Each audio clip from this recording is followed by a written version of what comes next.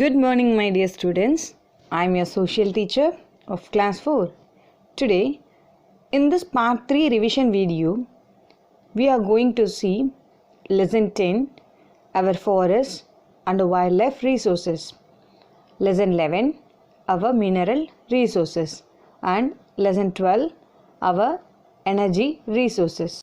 Now, we can see Lesson 10, our Forest and Wildlife Resources, a small revision part. In this forest and wildlife resources, forest around us, uses of forest and types of forest. In this types of forest, we have 5 types of forest. We are going to see now.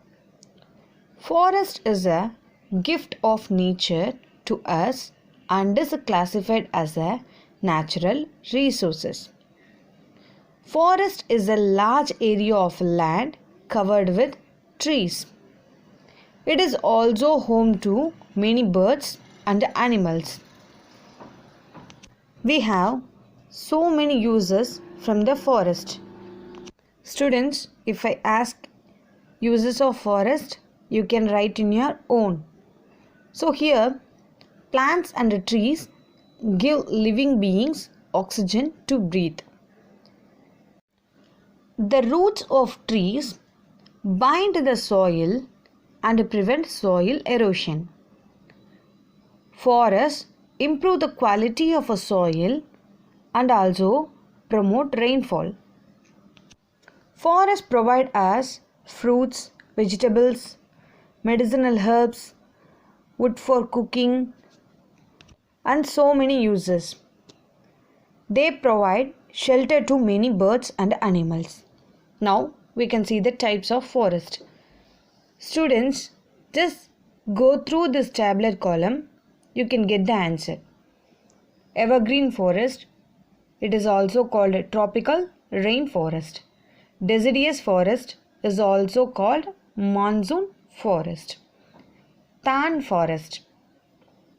Mountain forest, also called coniferous forest. Mangrove forest, also known as tidal forest. Now we can see the evergreen forest.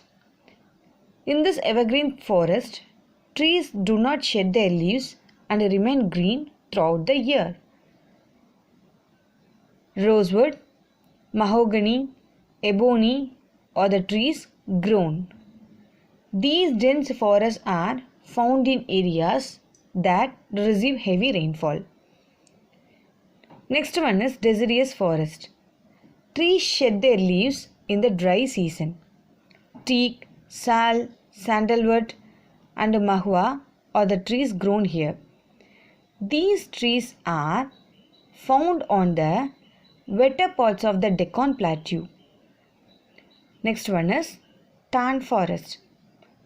Trees have long roots. Keep it in your mind. Again I am saying trees have long roots, a thick bark, sharp thorns and small leaves. They can be survived without or little water for many periods. Bushes along with the trees such as babul, kikar and date palm. So where we can see this forest? In the Rajasthan, Gujarat, Madhya Pradesh. Mountain forest. The next one is mountain forest. Tall, cone-shaped trees with needle-like leaves can seen in the mountain forest. So the name even we can find out mountain. The snow-covered peaks do not have any vegetation. On coming down, small shrubs are seen. We can see this mountain forest in the Himalayan region. The next one is mangrove forest. Forests are found in the deltas of major rivers. Sundari trees in Sundarban is the biggest delta. Ganga and Brahmaputra rivers will join together. The next one is conservation of forest. In this conservation of forest, we are going to see three topics, that is deforestation, afforestation and reforestation. What do you mean by deforestation? Cutting down of trees is called deforestation. Afforestation means the practice of planting trees in a new area is called afforestation. And the reforestation means planting trees on a deforested land is called reforestation. And the next one is wildlife in India and its protection. Animals are being hunted and killed by humans for their skin, fur, horn and tusks. We all know the difference between national parks and wildlife sanctuaries, isn't it? So we have so many national parks. Jim Corbett National Park, Kanha National Park, Gir Wildlife Sanctuary, Sundarbans, Periyar. All these national parks and wildlife sanctuaries are protected in these places from being hunted and killed. The animals here live in their natural habitat. I think you all understood and you all recalled what I taught in that lesson, isn't it? Now we can move to next lesson, that is lesson 11, our mineral resources. Minerals are naturally occurring substances that are found deep under the earth's surface. They are found in different types of rocks and on ocean and riverbeds. Impure form of mineral is known as ore of that mineral. The process of digging out minerals from inside the earth is known as mining. The deep hole dug into the earth to take out minerals are called mines. Here we have two types of minerals, that is metallic minerals and non-metallic minerals. I already taught you what do you mean by metallic minerals. These metallic minerals from which metals can be extracted are called metallic minerals. Iron, copper, manganese, aluminium, gold or metallic minerals. Iron. Iron is the most common and widely used metal. It is used in making tools, utensils, machines, buildings, bridges, railway engines and many other things. Copper. Copper is mainly used for making electrical wires, tools and utensils. Manganese. Manganese is used to make steel, glass, alloys. You all know what do you mean by alloy. A metal made by combination of two or more metals is called alloy. And also in blue pottery. Aluminium. Aluminium is the light metal extracted from bauxite ore. It is used in making aeroplanes, utensils and other household items. Gold. You all know about gold. Gold is a rare and expensive metal. And the next topic is non-metallic minerals. Minerals in which metals are not found are called non-metallic minerals. For example, mica, limestone, coal, petroleum and natural gas are non-metallic minerals. The first one is mica. India has large deposits of mica in the world. It is used mainly in electrical goods. Limestone. Limestone is used for making cement. Its deposits are found in the states of Madhya Pradesh, Jharkhand, Chhattisgarh, Telangana, Karnataka and Gujarat. Then coal.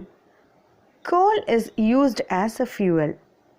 It is also used in generating electricity, heating and cooking. The next one is petroleum. Petroleum is found deep inside the earth and under the seabed. Oil wells are dug to reach the oil. Oil fields is an area with many oil wells.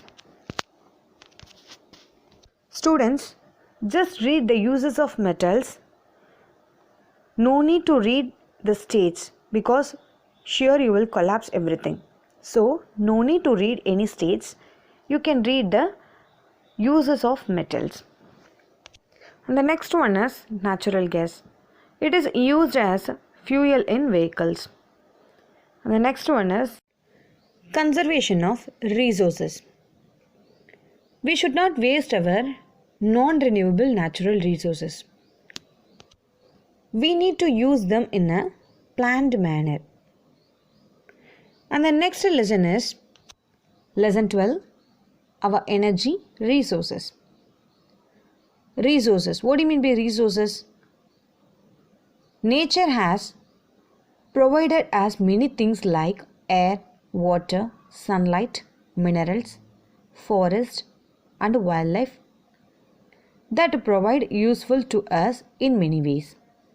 These gifts are called natural resources. All resources on earth are classified into two categories, renewable and non-renewable resources. The first topic is renewable resources. What do you mean by renewable? Repeatedly it will come.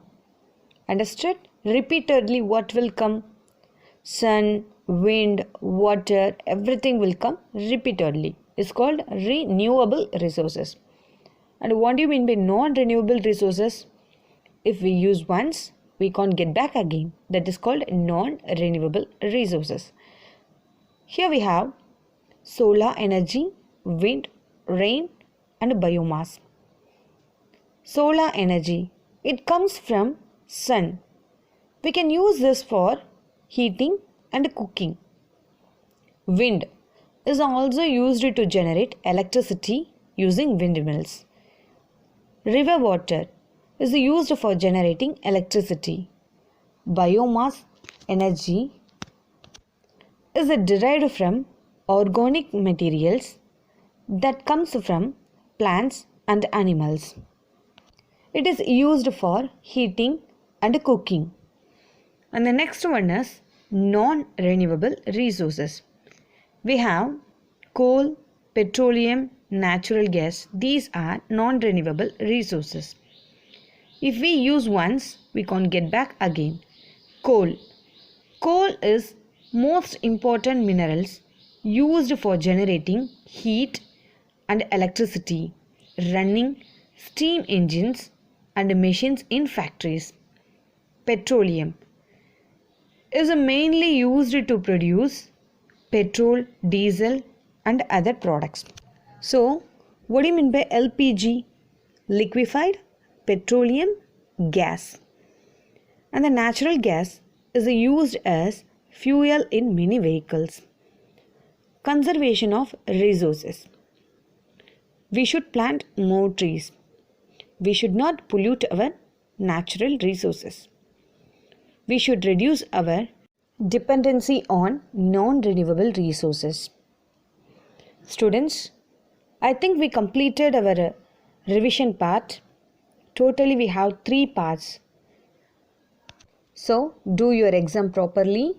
Write very neatly. Leave some space. You are going to write only the answers. All the best, children. Thank you. Have a good day.